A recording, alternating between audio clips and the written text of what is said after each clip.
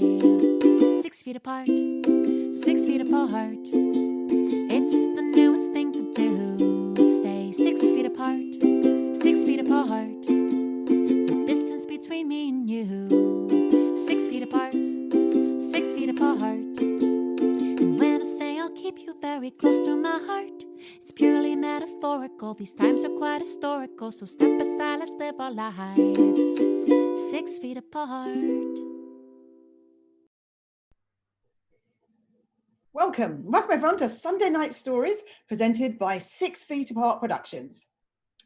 Now, Regina and I have been struggling a little bit with how to go forward with our Sunday Night Stories show. And in fact, some of you may have noticed that we've had a break for a couple of weeks. Like everyone, we've been talking about the Black Lives Matter movement and everything that's been going on. We've been talking about race and equality, injustice, the systematic racism in our country, and our own feelings of ignorance and inequality. We don't actually know the right way to go forward, but we do feel that silence or inertia is the wrong way. So we would like to use our platform of storytelling to listen to and amplify voices of colour. So to that end, we're going to show you a short clip of Don Reed from a Marsh Stream show called A Moment in Time, a Marsh Town Hall. Now, Ron Jones, who's on our show tonight, was on this show with Wayne Harris, and they performed it, and I've got to put a link below. At the end of the show, after Ron and Wayne had performed, Don Reed came on and just made a personal statement that both Regina and I found incredibly moving. Doc quite starkly described what everyday life is like for a Black person in America at the moment.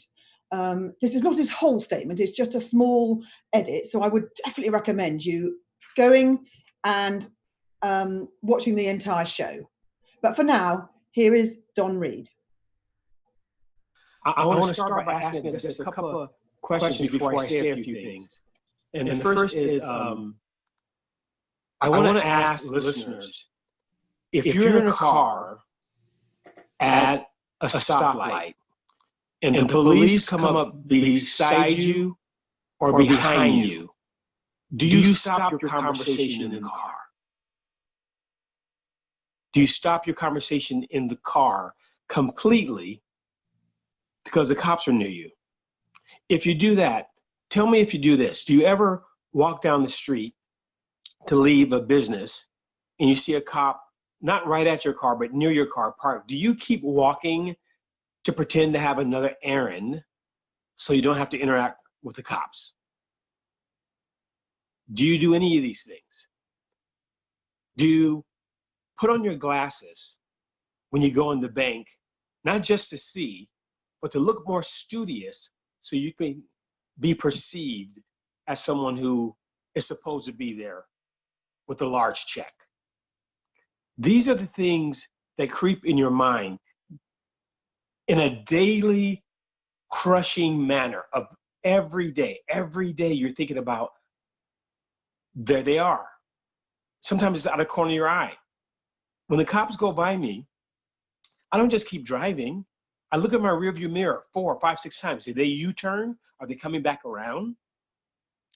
Got to think about stuff like that. And the reason why you have to think about things like that is because of what you saw, unfortunately, the other day when that officer pressed his knee into George Floyd's neck. That's what happened. That happened, and it was absolutely awful. And that's why this all has to change. But let me say this. I want to say that for certain the change is happening. Obama called it the other day. He said, you see that what's happening in the streets?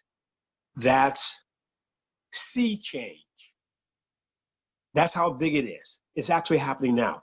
When my father was wailing in the living room that day when Martin Luther King was assassinated, murdered, I saw German shepherds.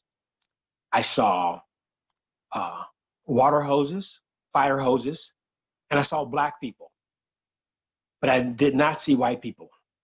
I now see thousands upon thousands upon thousands upon thousands upon thousands of white people in the streets saying, enough is enough. That's the change. That's the pivotal moment. we as Black people can scream as the minority. We have screamed for a long time. Different organizations, people have stood at the Olympics with their fists proud in the air. People have marched, been beaten. People have gone super militant style. But the change happens and is actually happening because the privileged are saying no more. The good privileged people are saying this must stop. Gotta stop. And it is stopping. For allowing us to play that clip, and also Stephanie Wiseman from The Marsh. And as I said, you can watch the full show with Ron and Wayne and Don Reed's full statement there. And there's a link below in the comments underneath this thing, or you can go to The Marsh and you'll be able to find it then. Now, as I mentioned, 6 Feet Apart, we want to use our platform to help and amplify voices of colour. And we're currently planning some shows that will do just that. So we want to really encourage African Americans to come forward and to tell their personal stories. We'd like to do it in the form of stories. So if you or if anybody you know would like to tell a story on our show, please email us at 6feetapartproductions@gmail.com. And I've put that down in the comments as well. Both Regina and I feel that one of the quickest ways to make a connection with somebody else is to do that through telling a personal story. And therefore, I am delighted to pass you over to our sometimes safe, but always hilarious hands of Regina Stoops, our MC tonight.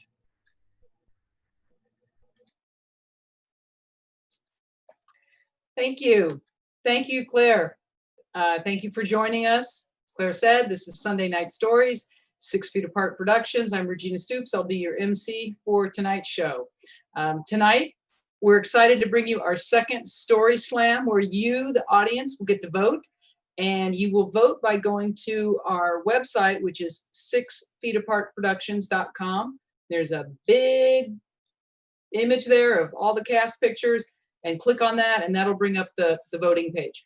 Our theme is National Children's Day, bringing out the inner child. So stories about being a child, having a child, acting like a child, tantrums, tattletales, all things childish. For those of you that maybe haven't been to a storytelling show, these are going to be true personal stories told by each of our storytellers. And what they're not is they're not rants, they're not stand-up comedy, they are not going to be read from notes. This is all done without notes or without a script.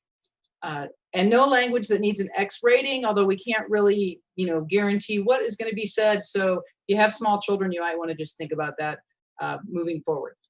Now, we know this is different. Everybody's getting more and more used to having virtual shows and having things online, but still we'd like you to set the mood. So I'd like you to maybe turn off your cell phone and get yourself a drink, get yourself a comfortable chair, sit down and just enjoy the show. Our first storyteller has been speaking, teaching, and presenting for more than 2 decades on over 5 continents. He's a TEDx speaker, and he produces his own Story Slam shows on the East Coast. So he stayed up very late tonight, so keep that in mind. So his own shows on the East Coast and online, and one day he would like to surf, although he told me he's actually trying to learn how to skateboard, and you might want to switch over to surfing because it doesn't hurt as much when you hit the water. Regardless, please give a warm virtual welcome to Sean Wellington.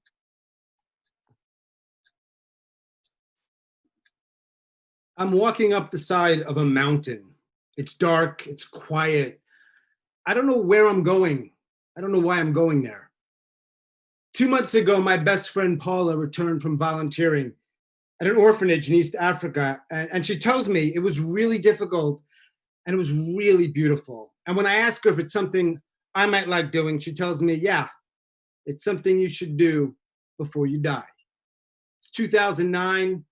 I'm between jobs. I've been living in New York for over a decade and had too many moments where I felt like dying. So I listened to Paula because I need some beauty. I find an orphanage in northern Tanzania where I can teach English. I get my shots and my gear and my health insurance and my flights and my papers, and I wait. And for 2 months, I imagine teaching to a classroom of engaged kids, trying new things, foods, learning new songs, taking hikes. It's going to be exactly what I need. And then I'm on a plane from New York to Istanbul, and then Nairobi, and then Arusha. And when I exit the airport, I see the sun setting, and it is enormous. It's stunning, orange and red and yellow. I meet a man who drives me to a small hotel in the town of Moshi where I spend the night. And in the morning, I get into this old white van outside the hotel, and I find a seat in the back. And we drive. And 2 hours later, we're heading up the eastern slopes of Mount Kilimanjaro. And there's this big white building, and the van turns left, goes down a hill and stops. And here we are, Hope Orphanage. Doesn't look much like the pictures I saw online. The whole place is smaller than my childhood home. I take a tour of the area and the school. I meet everybody, including the kids. There's Ibu and Rose and Mishaki. Mishaki, this kid, he's 4 years old. He loves to run around. He makes these animal sounds. There's something about this kid. I try to get acclimated. I try as best I can to connect with everyone, with the kids, but they haven't seen many people that look like me. And the place, it's not really what I imagined. There's no hot water. The food is bland. I don't hear any music. I don't know what I was expecting, but it wasn't this. Instead of diving in like I imagine most volunteers do, I do the opposite. Whatever beauty may be here, I stopped seeing it. I knew it would be difficult, but I wasn't ready for this. It sounded great. But now that I'm here, I want to leave. I wanted the beauty, but I didn't want the difficult. And I feel like I'm this person of privilege making a pit stop in a third world country to better themselves under the guise of some bullshit. And even that's not working. And my 2 months of excitement is erased in 2 days. And now it's Saturday, and I decide to spend the night back in that town of Moshi, and I hop into that white van. On Sunday, I find the only internet cafe in town. And there's a few messages for me, friends and family, and I lie and I tell everybody it's good, it's okay, things are good, it's nice, it's pretty, I'm having a good time. But I see Paula online, and I don't lie to Paula. And I write, hey, Paula, I'm here. I can't do this. I don't want to go back to the orphanage. She tells me she felt the same way, that it got better. You know, I tell her, listen, you said it would be difficult, but I can't handle this. I can't do this. I wish I could. I wish I were like you. I wish I were like all those Peace Corps volunteers that I read about. And then she writes, look, Sean, I've known you for a long time. Please don't leave. Go back. If anyone else would say this, I would ignore them, but not Paula. So I ask her, how? How am I going to do this? And she says, or she writes, look for it. Look for beauty. Look for beauty. I don't know exactly what she means, but I say I'll try. And I get back in that white van in the same place. And then we go up 2 hours later, and dusk turns into night. And I bang on the side of the van to let the driver know that I need to stop, but I'm not really sure exactly where I'm supposed to get out. I think I'm on the right trail, and here I am walking up the side of a mountain. It's dark and it's quiet. And I don't know where I'm going. I know I'm supposed to look for beauty, but I don't see any right now. I do the only thing I can do, put one foot in front of the other. I try to breathe. I try to keep it together. I need to stay on the path. I need to avoid the branches. I don't want to make a wrong turn. I have no idea where I'll end up. And a few minutes go by and I hear laughter. It sounds like the laughter of children. And I see that big white building. And I see the hill. And I turn down the hill. And I'm thinking, I'm tired. I'm going to go directly into my room. I'm going to wash up. I'm going to go to bed. But I see Mishaki. And Mishaki has different plans. Mishaki sees me coming down the hill, and he starts running full speed directly at me. And he's not slowing down. I think he's going to go by me, but instead, he jumps into my arms. And I see Mishaki's mom nearby smiling. He gives me a hug, and I give him a hug back. I put him on my shoulders. We run around. He makes some animal sounds. I make some animal sounds, and we both laugh. And I stay for almost 3 months, and it was really difficult. But I have more moments like this, beautiful moments. Some moments that I looked for, some moments that looked for me. All of them I cherish. Thank you.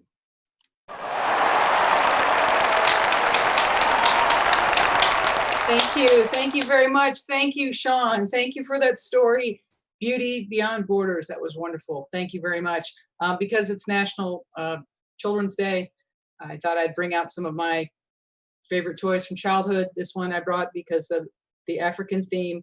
And this was clearly my giraffe. Yeah. And that I came up with a very creative name of Giraffe, because I like to call him as I saw him apparently when I was 4 years old. So there was my creativity. I got a little more creative as life moved on, but here's Giraffe.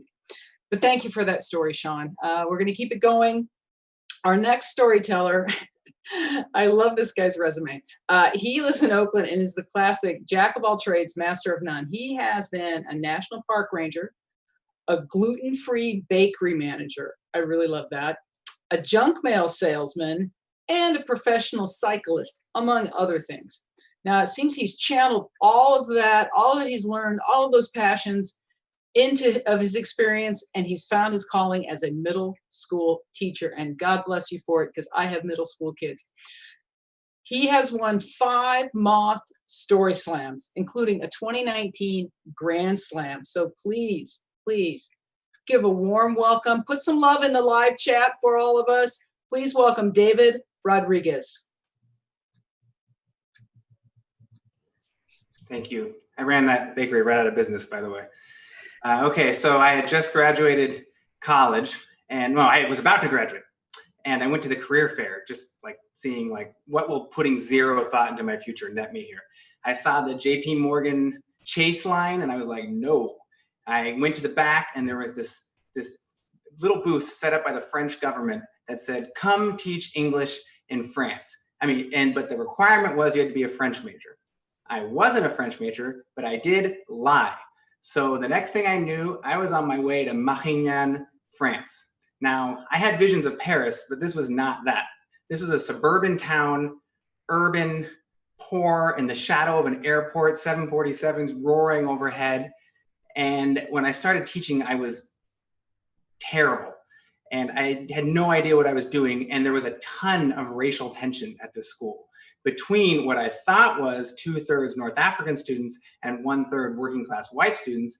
But what turned out, to my great ignorance, it was 1/3 North African students, 1/3 working class white students, and 1/3 Roma students, who are often called gypsies. But I won't say that again. I thought if American education had prepared me for one thing, it was racial tension. But I couldn't even identify the races. And I had just the stupidest lessons. Like, I didn't prepare at all. And I would just show up and be like, all right, kids, today we're going to talk about the wishbone. We're going to do American culture 101 here. And they'd be like, we want to learn English. And I'd say, I didn't prepare anything for that. And I'd be like, and there was this one girl in the front row. Her name was Fatima. She was like the perfect student. And she would just hang on every word I said, just taking perfect notes. And I just wanted to stop her and be like, don't write down anything that I say, but I couldn't, because then the gig would be up. I could just see her just like, in America, they have a wishbone. And if you wish on it, all your dreams will come true. I represented for her this American dream, but I also saw what she was up against, this racism that France had not even begun to talk about. And I even made these paper wishbones one time. It was so stupid.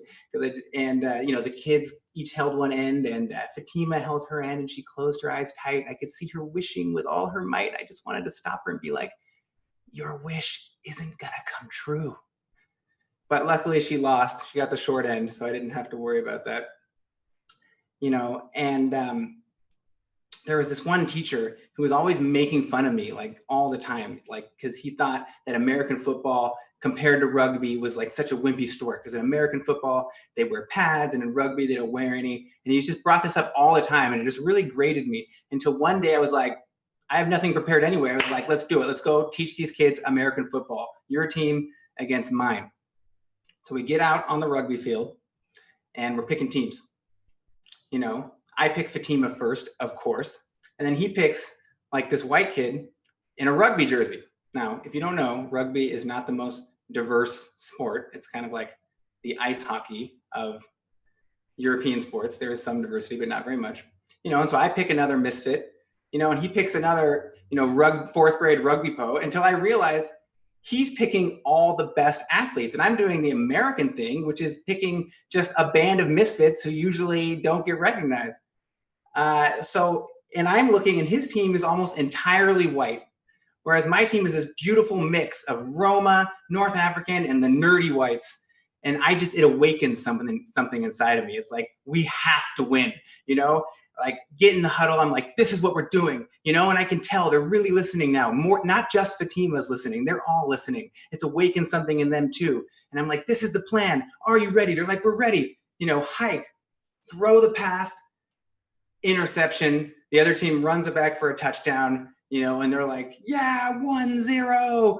And I'm like, shut up. And actually it's 6-0, you know, like they can't even believe it. Like 6 points, you know, 12-0, 18-0, 24-0, 30-0, you know, like they're like doing their times tables just to figure out the score, like see set. And, you know, I wasn't very good at football, but to make matters worse, you know, I had this like red-faced chubby French kid in front of me trying to say 1 Mississippi, 2 Mississippi, 3 Mississippi the whole time. And it was just like, it was hard to concentrate. So finally it's 48-0. Get them back in the huddle. I'd be like, look, guys, finally going to teach them one American vocabulary word, Hail Mary. Everybody run to the end zone. I'm just going to throw it. We're going to pray. They're like, okay, we can do this. So I say hike. All the kids run to the end zone. I throw my prayer up into the air. It lands into this incredibly diverse motley group of French fourth graders. The dust clears, the crowd parts, and there is Fatima closing her eyes tightly, holding the football in her arms. I watch her slowly open her eyes and discover that she had caught it. But she doesn't have too much time to think about it, because I hit her at like 20 miles an hour. I've got Fatima in the air, and the whole class is shouting, Fatima, Fatima. 747 roars overhead, but somehow to me it sounded like USA, USA. This was somehow the most like American moment of my life. I don't know how. And the other class is like, what's going on? We won, you know, 48-6. Like, what are they cheering for? But you know what? Like, if I close my eyes, I can still feel the joy of that touchdown. I can still feel Fatima smiling bigger than I'd ever seen her.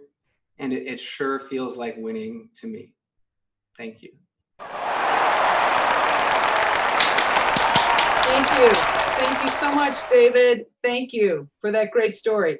American football revolution, American football in France. And I'd like to share with you another one of my childhood toys. This is another one that my mom tried in vain to get me to love. And this was Barbie. She's rocking the look there. I think this must be an early 70s Barbie. I'm not really sure. But my mom actually made the clothes for my Barbie. She's got a little French beret on here in honor of David's story about football. Here's a little crocheted purse that my mom knit along with the beret. So she really worked hard at this. And I just wasn't that girl, unfortunately, but she never stopped trying. All right. We're going to bring up our third storyteller.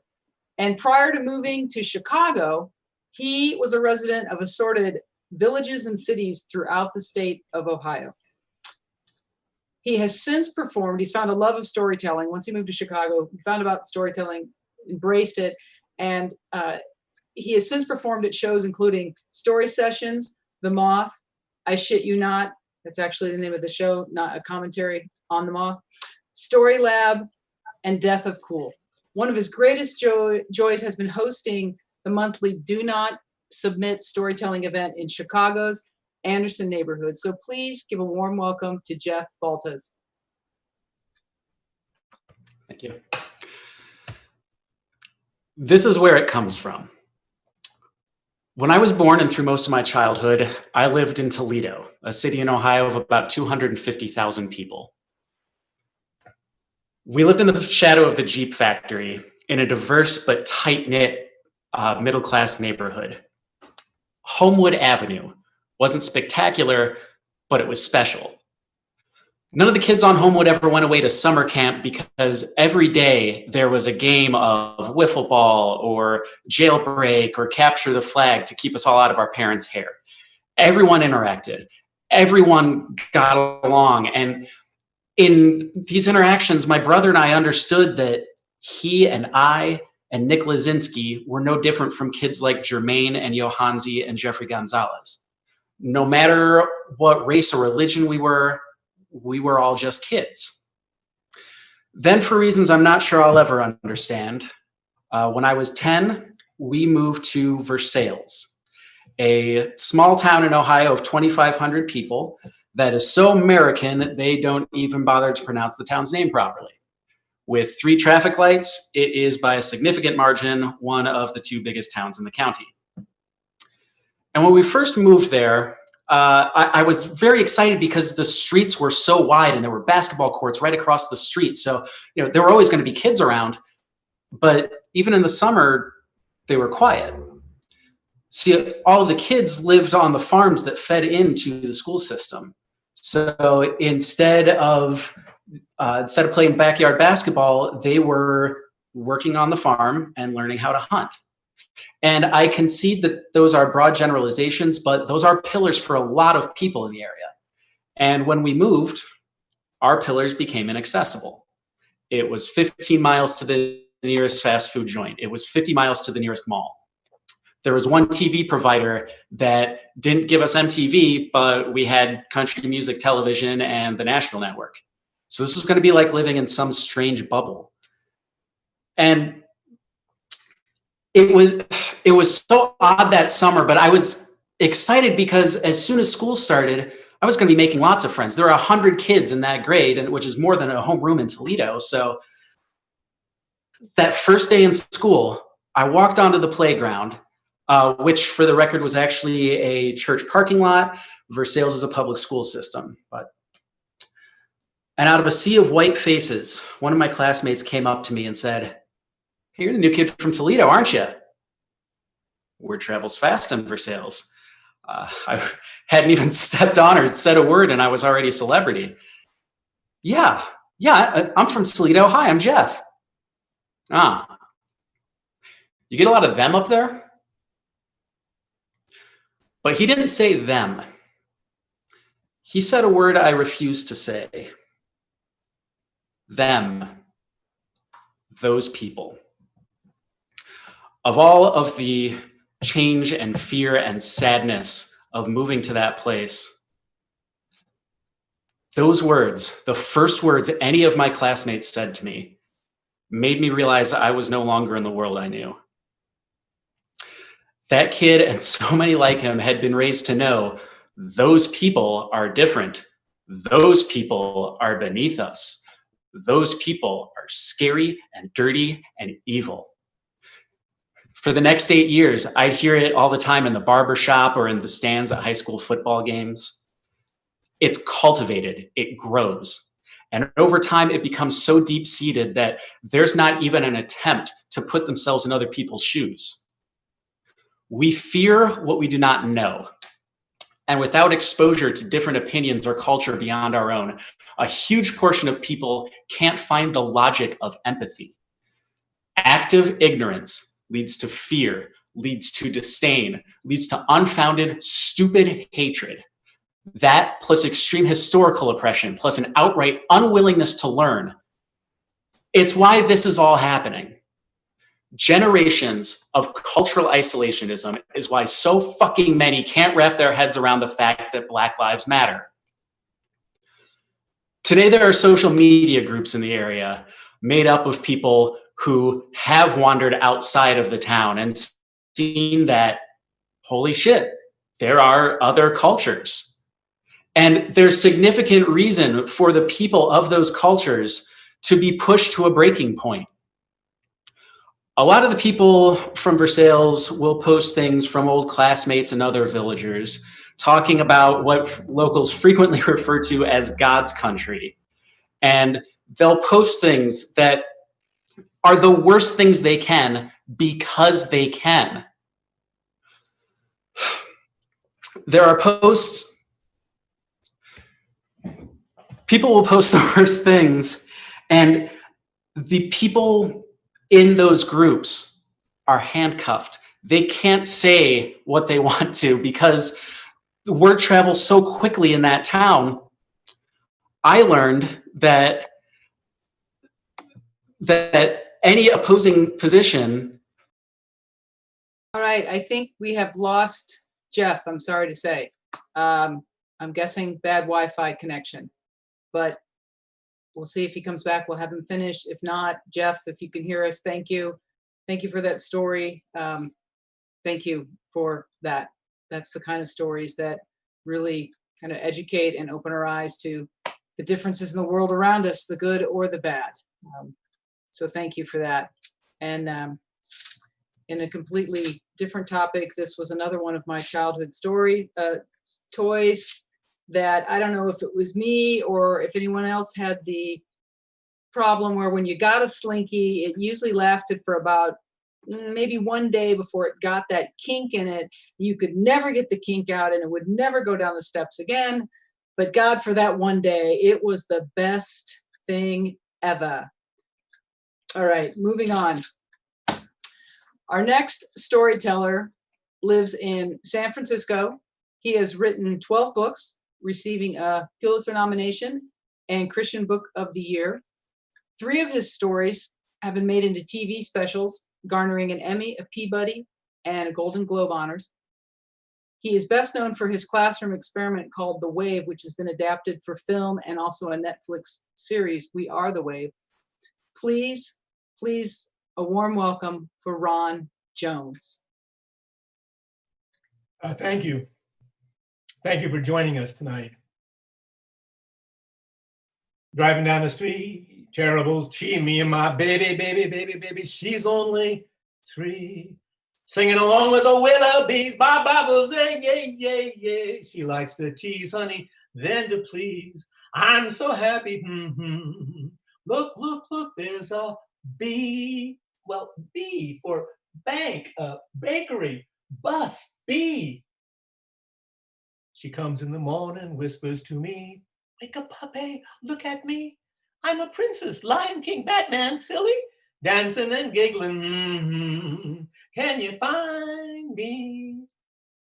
She's always hiding in the very same place. She hides under the bed, just a wiggling in place. I stomp through the house, boom, boom, boom, boom. Where can she be? Hey, I see you. Bree, dee, dee. Now, girl, why don't you try to hide someplace else? You know, you're always hiding in the same place under the bed. I mean, you know, you could hide behind a door. Well, I know Pape likes to hide in the tub. My favorite place.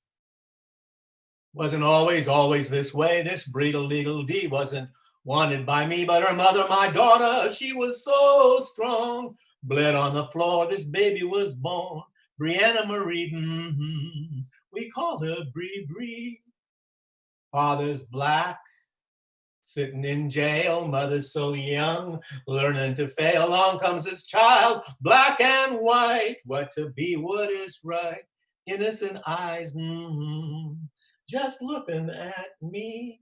Nappy hair, braided so tight. Soft melon lips, kiss me goodnight. Face that shines, always so bright. She doesn't know she'll have to fight just to be different, just to be free. Remember your granny, Pape too, tangles in the kitchen, making a sandwich or 2. You can squeeze in, get between us, that's right. We're just hugging honey into the night. Telling me true, she's a big girl now. She can find bees and rhinoceros. She makes dirt soup and serves it to me. Every day we have this tea. Come on, Poppy, sit with me. Asking questions, answering them too. What, where, why, who, growing so fast she can find bees. Soon we will part, this baby and me.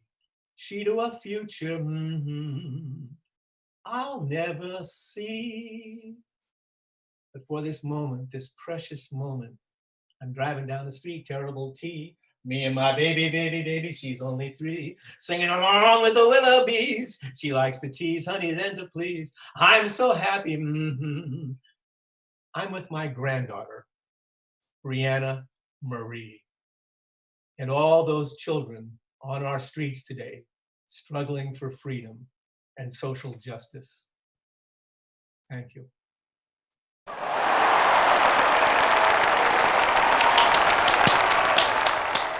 Thank you, Ron. Oh, that was so sweet. Love song to a granddaughter. Thank you. That was beautiful. Thank you. I'm going to keep the show going. I'm going to bring up our next storyteller. He lives in Nevada with his wife Renee, and he took up storytelling shortly after he retired 3 years ago. And he's currently a board member for the Storyteller Association of California. And he tells stories in person and also virtually around the country. So please give a warm welcome to Rick Roberts. Thanks for welcoming us into your home tonight. My dad was not really a baseball fan. He came from Ukraine, and he left on his own from Ukraine and immigrated to the United States when he was only 16 years old. And I got a pretty good idea that they didn't play baseball in Ukraine. He never had much money, never owned a house, and I really didn't get to spend a lot of time with him because his job in the late 50s, early 60s, he was a civil rights organizer and very busy at that. Also, he was older than most of my friends' dads. He was 50 years old when I was born. So we didn't play catch or do things like that. But when he could, he spent as much time as possible with me, and I never, ever, ever doubted his love. During summers, he took me to Philadelphia Phillies games, and I taught him the rules, the nuances of the game, and he picked it up little by little by little. I don't know if he was really interested in it, but I was interested in it, and that's all that mattered to him. I began playing baseball myself, Little League, but I don't remember my dad or my mom being at many games. They both worked long hours. But when he was with me at Phillies games, or when he was able to watch me play baseball myself, I could see, I still remember in my mind's eye that he shined with pride at my knowledge of the game and how I myself played the game. When I was 16, I took a cue from my dad, and I left home on my own, moving to San Francisco.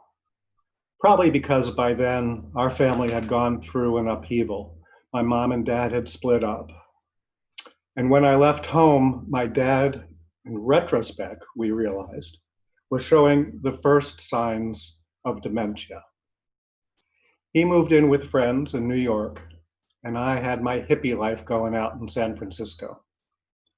But meanwhile, back east, my dad's mental abilities were going south pretty quickly. I would talk to him on the phone, talk to the friends he was living with. They were very concerned about him. They were very concerned about whether they could take care of him. And when I was 19 years old, I flew back to the East Coast, and I moved my dad out to San Francisco to live with me. By then, most of who my father had been, strong, intelligent. I mean, he was so strong when he came over from Ukraine. He worked in the coal mines. He still had those muscles into his 60s. He was intelligent. I heard him make so many speeches when I was a little kid in front of all these people in the civil rights movement. And he was amazing, strong and intelligent and articulate. And that was gone already. Conversations were difficult. He had spoken many languages. He knew Russian, Ukrainian, Yiddish, Hebrew. I think he knew a little bit of German as well. But by this time in his life, just understanding what he was saying was tough. Understanding what he wanted What he needed was a challenge, because he was mixing up those languages and I only knew English. But we tried. We persevered because of our love for one another.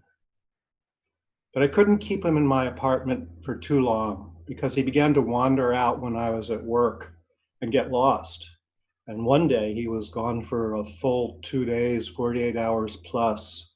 The police looked for him, I looked for him. Eventually the police found him, and we never found out at all, who had taken care of him for 2 days on the streets of San Francisco.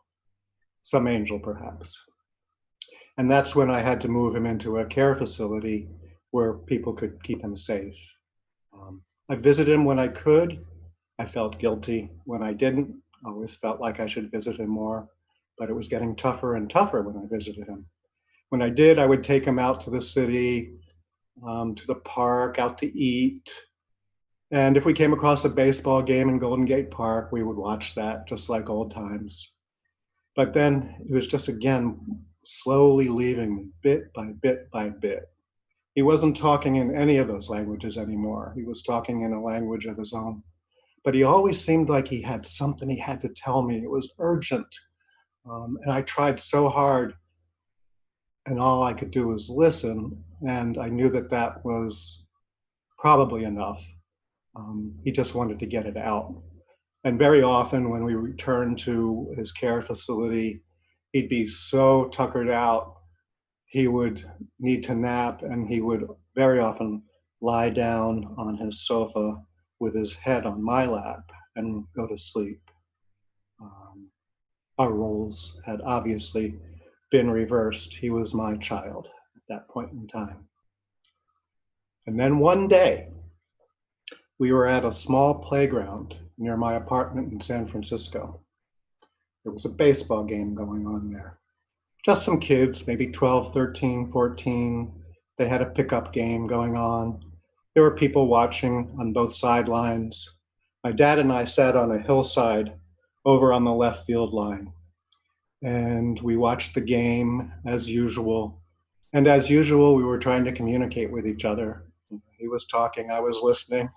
I was trying to elicit something and find out what he was talking about.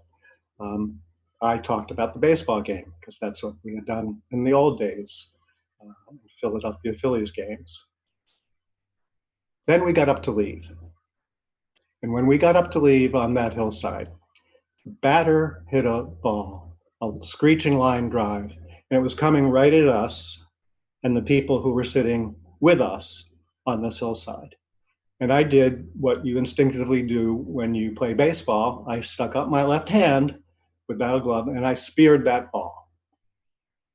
And my dad, loudly and proudly, called out for everyone in that park to hear, "That's my boy." My dad was back, if only for that 1 second that it took to say those 3 words. That's my boy. Thank you.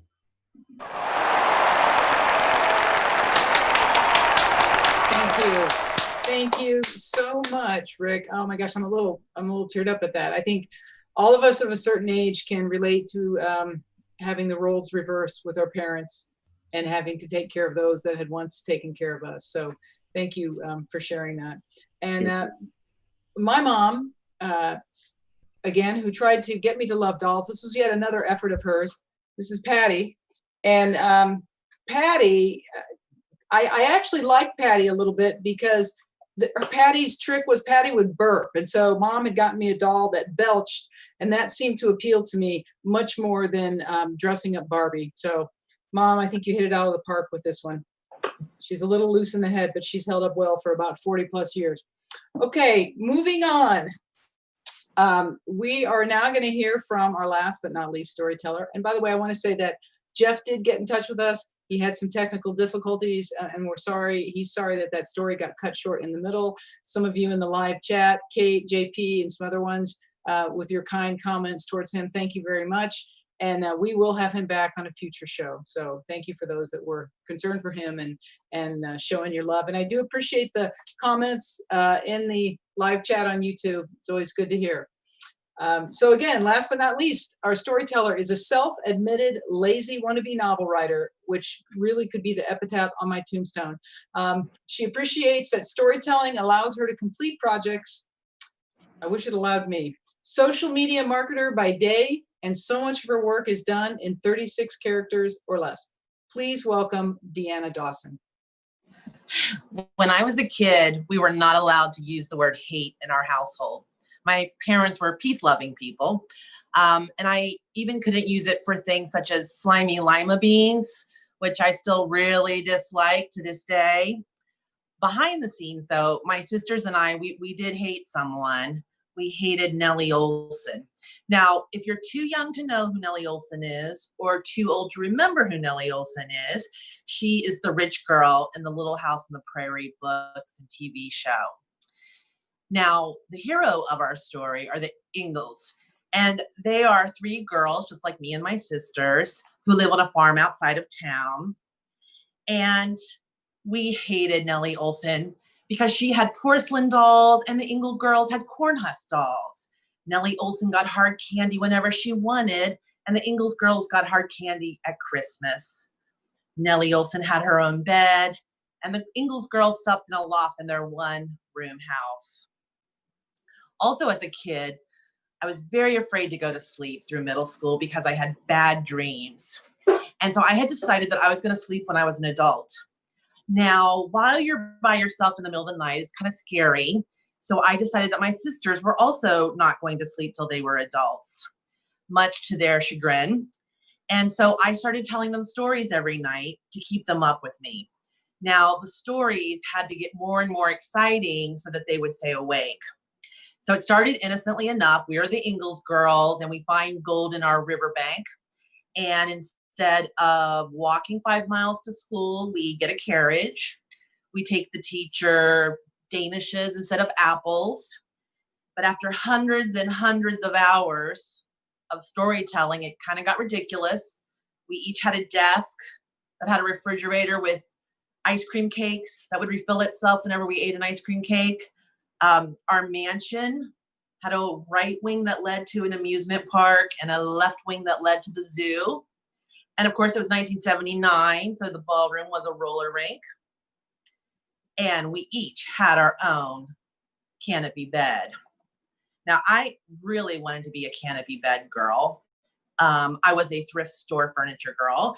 But canopy bed girls were the kind of girls who lived a Leave It to Beaver and Brady Bunch life. And that's what I wanted to be for that time.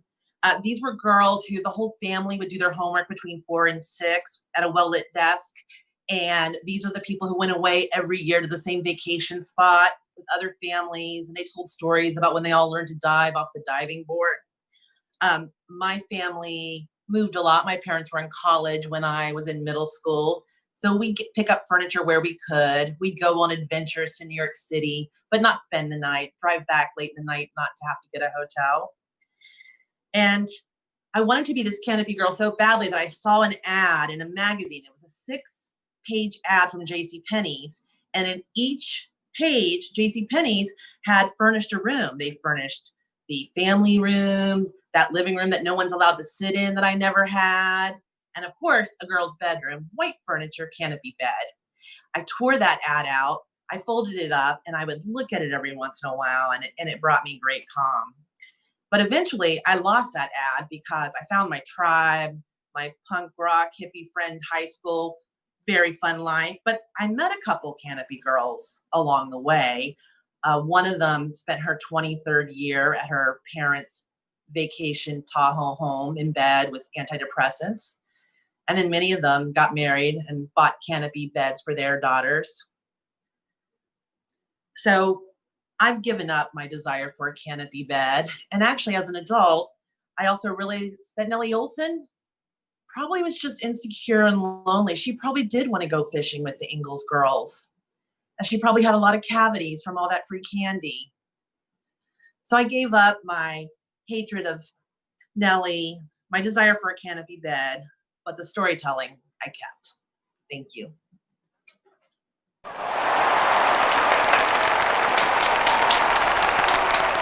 Thank you. Thank you so much. Thank you, Deanna. You know, I would have been right there with you in having Nellie Olson be my nemesis. I would have been right there with you. I was not, I'd have been with the Ingalls. I'd have been going fishing with the Ingalls for sure. I want to tell our viewers that now is the time to vote. So head over to 6feetapartproductions.com. You can't miss the button on the homepage.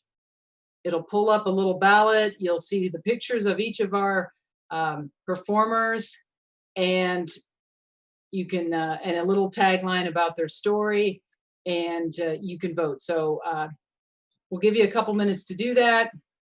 And in the meantime, I have one more doll that I'd like to bring out, and brace yourself, because this is the doll that Cause of Nightmares, and well, I'll just show it to you. This is the doll that needs to have her own horror film, but it really gets worse. Okay, you're not gonna be able to listen to it. She speaks. I have butterflies in my tummy. Okay, her name was like Shrinking Violet, and she said things like, I have butterflies in my stomach, or I'm afraid of everything.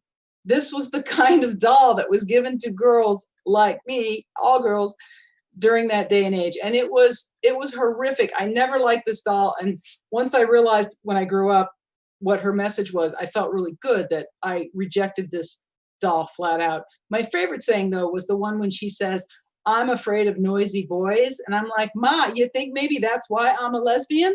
You know, kind of planted the seed. That's all I'm saying.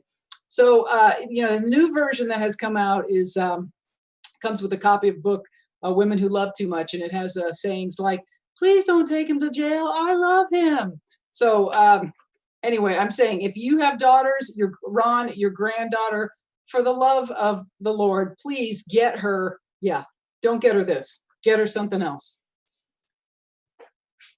It's amazing. You know, it's just enough to keep a therapist in my life for the rest of my life, I think is probably what that doll has brought to me.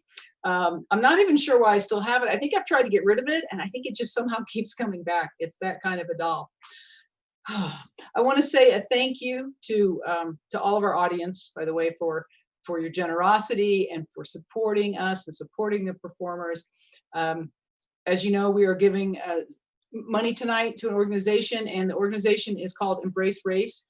And this is an organization who strives to raise a generation of children who are informed, thoughtful, and brave about race, to nurture kids to think critically about racial inequality. And so they have a website, embracerace.org, if you want to know anything about them. But that is where proceeds from tonight's story will be going, because I think we felt that tied in with the theme of children, and certainly the theme of what is happening in our world today. Next week, 6 Feet Apart Productions will be hosting the Father's Day edition. So all things about dads, being a dad, having a dad, fatherly advice, grandpas, stepdads, who's your daddy? Stay tuned and come in next week and you will hear stories about that. Now, before we get to the winner, I want to announce I have to do the drawing for the coveted 6 Feet Apart production mug. So let me bring out the special hat, which is this hat. And I will draw a name from our ticket purchasers, and we will see who the big winner is. Virtual drum roll, please, for Brian. Brian, last name starts with a P. Brian P. You are the winner of the coveted mug. You can reach out to us via Facebook, or we'll send you an email, get your address, and you will get this in the mail. So congratulations on your win. It's a great mug. I'll make sure I'll wash it before I send this one to you, though, bud. So yeah. So now, let's see what else we've got going on. I think we're good. I have an envelope coming in. This is from the accounting firm of Hennessy and Cat in the Hat, to announce the the big winner. Here we go. But you know what? Before that, I want to say, everyone, wonderful stories. We really appreciate, everybody. Big round of applause for everyone. You were loved on the YouTube chat. All of your stories were so different yet so wonderful. And thank you so much for bringing your stories and bringing your talent and sharing it with us at 6 Feet Apart and with our audience as well. So thank you very much. So now the name inside, David Rodriguez. David, let's give it out. Big shout. David, well done. Well done. Continuing the wins. Thank you. That was a great story, as were they all. So now that we've said the winner, David, you will receive a monetary bonus and a lovely certificate that you can frame and put on your wall and just show with pride, okay? So next up, I want to bring back each of our storytellers, just one at a time, so they can say goodbye and thank you, and we can give them some love. Please, if you're on YouTube, give them a shout out. This is really kind of strange doing this in a vacuum. It's really nice to feel that the audience is there. We know you're there, we just can't see you. So thank you. So in order of appearance, let's bring up Sean Wellington. Thank you all very much. Thank you, Sean. Thank you. And next, David Rodriguez. Thank you, everybody. Thank you so much. You are very welcome. Thank you. We enjoyed it. Jeff, we're just sending you virtual love. We know technology isn't making it possible for you to be with us, but I'm going to give Jeff a big round. Thank you, Jeff, for your story. All right. Next, let's bring up the grandfather song, Ron Jones. Thanks, everybody. Thank you. Thank you, Ron. All right. And moving along, Rick Roberts. Thanks to everybody in the audience. And remember, keep telling each other stories. That's how we learn about each other. Yes, thank you. Thank you so much. And certainly last but not least, the arch nemesis, Nellie Olson. I love that story. Let's give some love to Deanna Dawson. Night, everybody. Thank you. Thank you. Thank you very much. Okay, and we are done. Come visit us next week for the Father's Day story. Thank you very much. Hey, thank you. Good night.